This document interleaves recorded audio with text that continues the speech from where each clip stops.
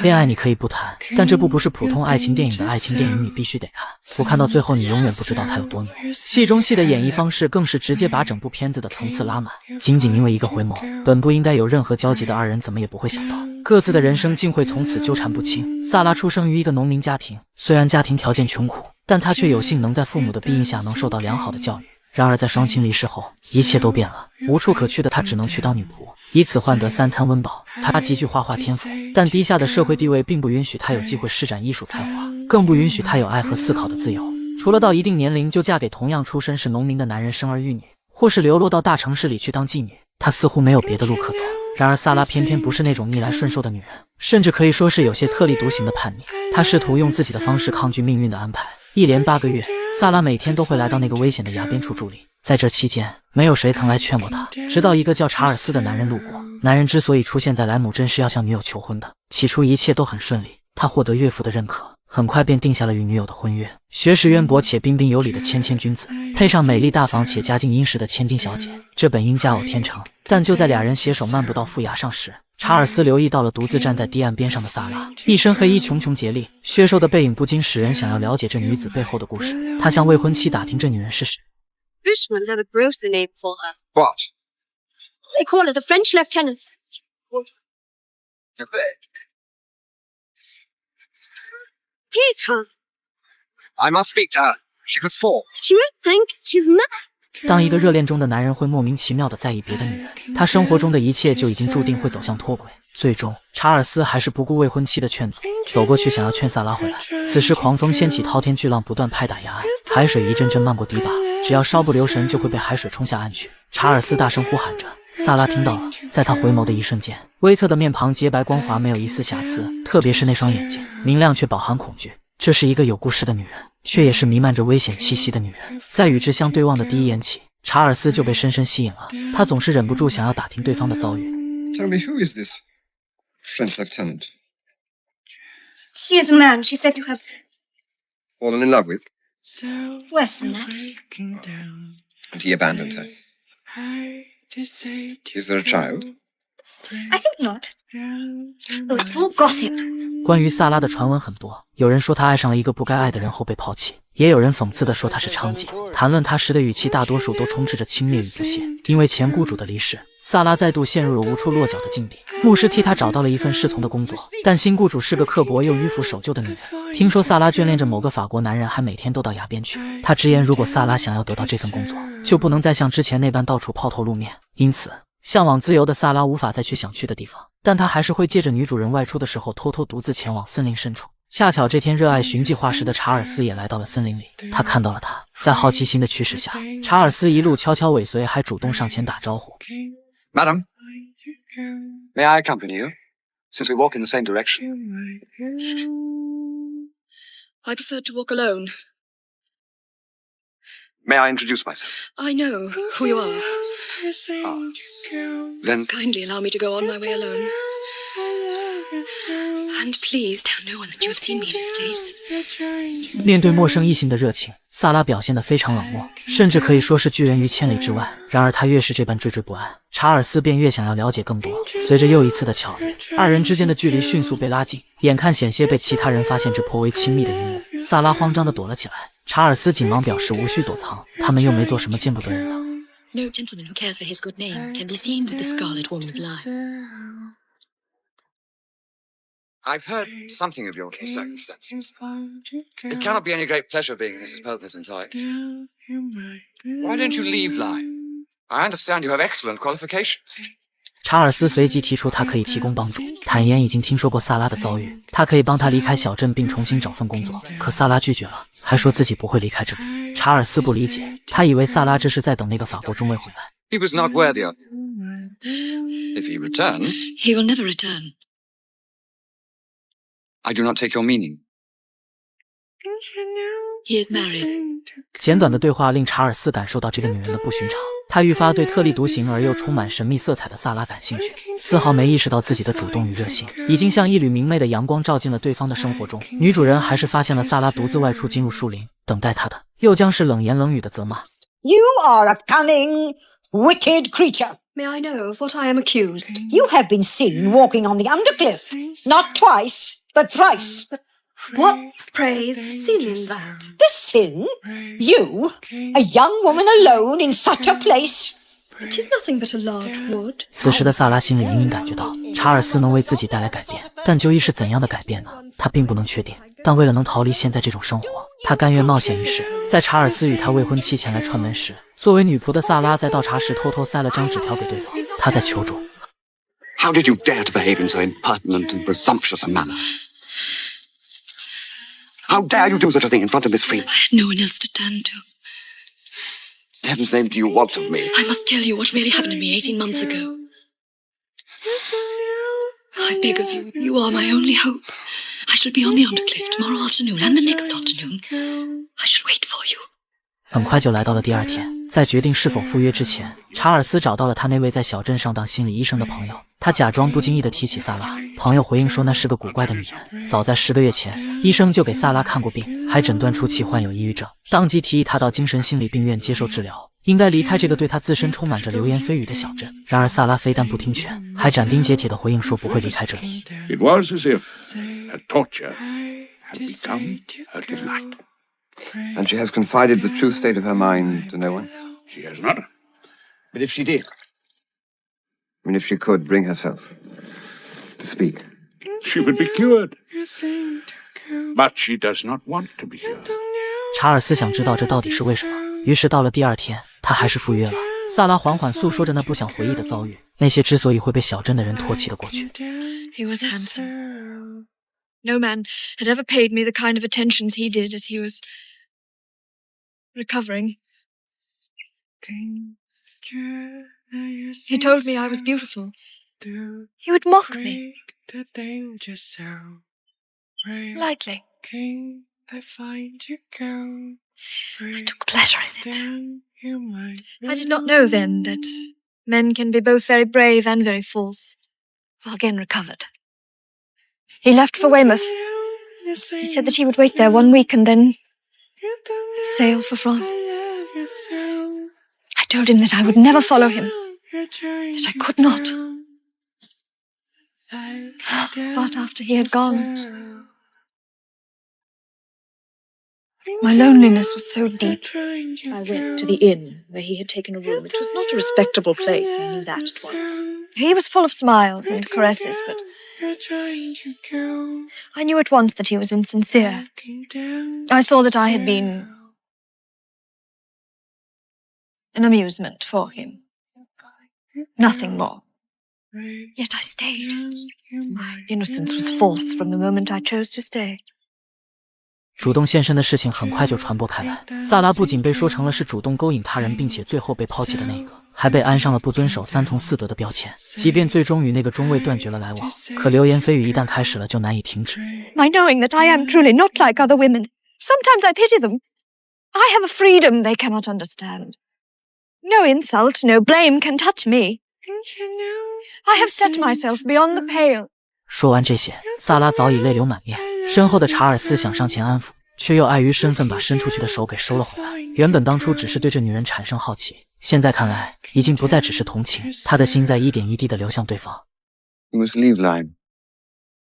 话音刚落，一阵阵的嬉笑声突然出现。害怕被发现的两人只好匆匆结束此次谈话。刚走出树林，萨拉就遇到了女雇主的管家在附近。换做之前，他会躲起来不让看见，可今天的他竟不打算回避，而是故意整理起了仪容，然后大大方方地在对方面前走过。这无疑是一种挑衅。其实只有萨拉自己知道，法国中尉于他而言不过是个标签。他并非真的爱那个人，只是深爱那份透过对方从而把握到的突破世俗纲常的勇气。因为知道自己永远做不到像别的普通女子一样甘心嫁给农民成家生子，所以干脆用自己的身体打破规则的牢笼。不再贞洁，从另一个反面来看，意味着他可以做一切。可身处受虐的境地，仍然是对自由的渴望。而查尔斯的闯入让他看到了希望。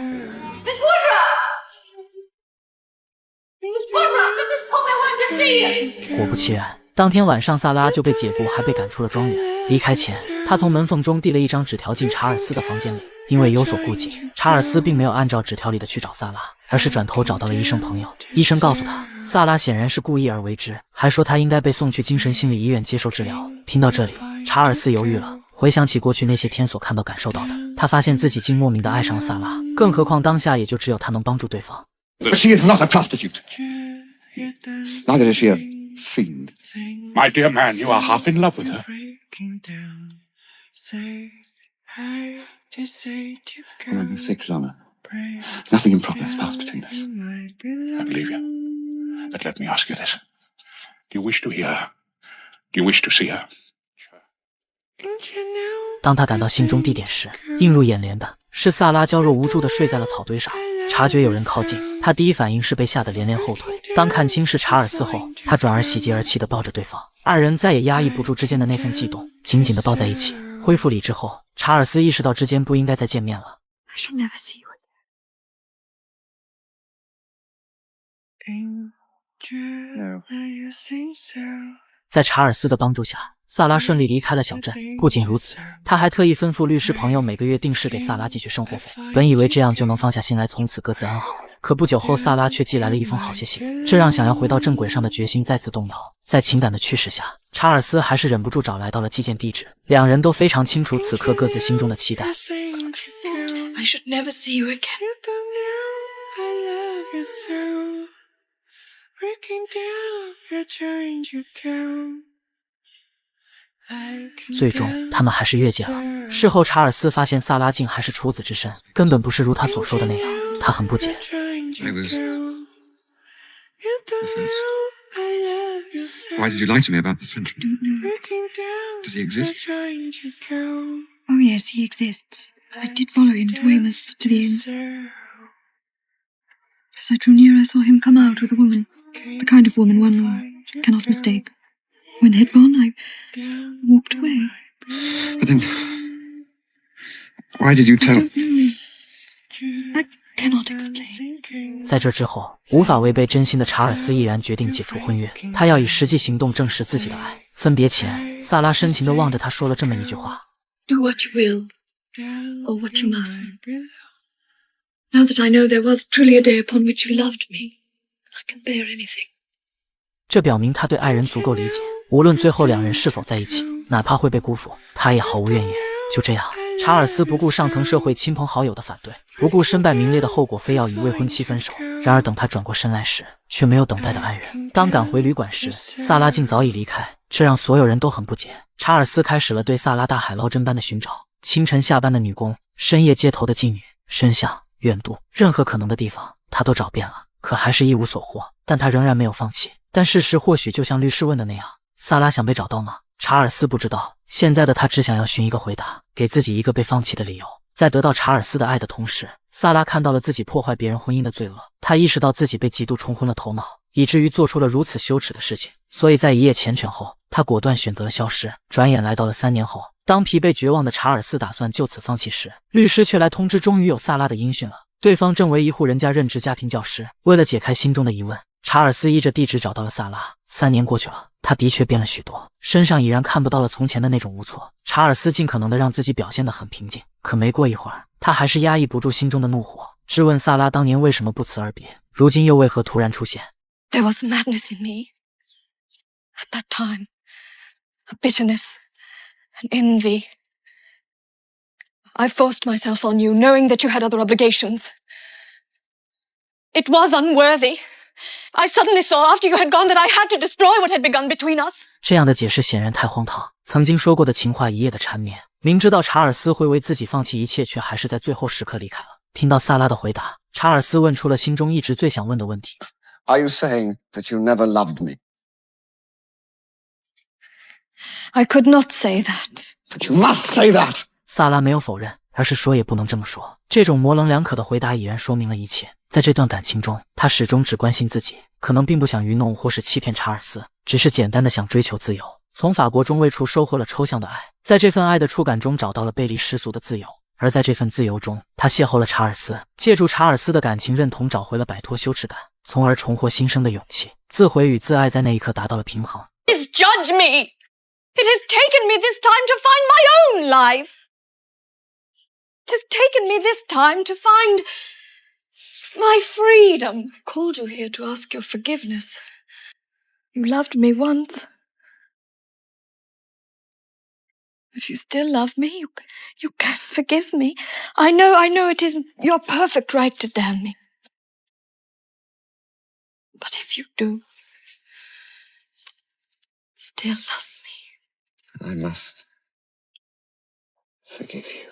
真正的苏醒，或许不是从一个人的怀抱投入另一个人的怀抱，而是找到了可以激发自己生命力，并能够给予自己自尊和自信的东西。在萨拉与查尔斯的故事的结尾，是两人复合重新开始，携手划着小船从黑暗的桥洞，来到了一片沐浴着阳光的湖面上，前方等待他们的是新的未来。然而有意思的是，在所有人都以为电影会就此结束时，导演把镜头给到了正处于20世纪的某个片场。萨拉与查尔斯的故事被改编成了同名电影，安娜饰演萨拉，杰克饰演查尔斯。虽然各自都有伴侣，但他们还是抑制不住戏中浓烈的情感纠葛后所迸发的激情。与剧中不同的是，二人是在肉体关系之后的情感相融。戏中戏里的萨拉真正的魅力不在于美貌与身姿，而在于她的不可知。她像大海一样神秘，那超越时代的个性，无论对查尔斯还是对杰克来说都极具魅力。杰克喜欢安娜，但在此过程中，他又逐渐把安娜认同于萨拉。对于杰克的假戏真做，安娜也一度沉迷于这种浪漫的情调之中。戏份要结束了，这也就意味着两人将要各奔东西，不再会有机会随时见面。杰克很不舍，甚至到了茶饭不思的地步。妻子看出了端倪，询问关心时，他也只是寥寥几句便敷衍过去。为了能见到安娜，他决定在家里举办派对，还假装邀请了一系列的剧组人员参加。 Come to lunch on Sunday. By the way, Oh, great. Sure, we'd love to come. I'll see you then. I said I love you. But...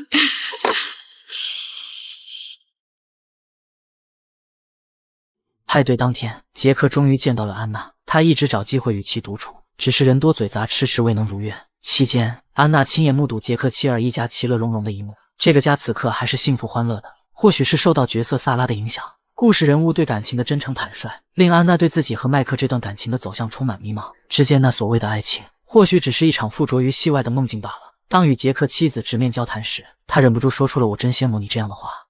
I really envy you. Envy me, why? Well, for being able to create such a lovely garden. Oh, I wouldn't bother to envy me if I were you. 杰克妻子的神情很微妙，我想她是知道丈夫的变心的，但为了保住这个家，她装作什么都不知道。而在安娜心里，世俗的眼光从来都不是问题，重要的是爱是理解和尊重，而不是自私和掠夺。为了自己狭小的爱恋而去牺牲两个平静的家庭，要让恬静的家庭主妇失去丈夫，让天真可爱的孩子们失去父亲，让爱自己的丈夫伤心绝望，牺牲这一切来换取自己的爱情，这不应该也不值得。在派对将要结束之时，杰克终于逮到了机会与安娜独处，他想继续这段关系，虽然没有明说，但话里话外已经在暗示着他有意放弃家庭。安娜并没有给予正面回应，而是表现得若即若离。她走上楼去时，无意中看了一眼镜中的自己，她从镜子里看到的是萨拉，而不是真实的自己。也就在这时，她仿佛从角色里清醒过来了，明白自己终究是安娜。也就是这个瞬间，她做出了一个决定。与此同时，杰克在四处寻觅着她。等找来到楼上时，萨拉已经与丈夫驱车离开。情急之中，她脱口而出喊出了萨拉的名字，但并没有一丝回应。无法跨越理智的安娜用不辞而别来把二人的关系画上了句点。法国中尉的女人，这是一部关于自由的电影，同时它也是一部无法回答你什么是自由的电影。戏中戏的表达方式充满悬念与深刻的思考，穿出黑暗的隧道，飘向宁静唯美的世外桃源。颇有用心的镜头是一种奇妙的心态，告诉我们这种美好只是一种理想的境地，它只可以存在于戏里。现实中，安娜是作为选择一方而存在的，她最终离开。杰克在房间里望向窗外，孤寂的身影与夜的浓黑连为一体，这是一种无奈，它是必然的。毕竟我们生活在世俗中而绝非梦中，在理智与情感间，回归理智才是正道。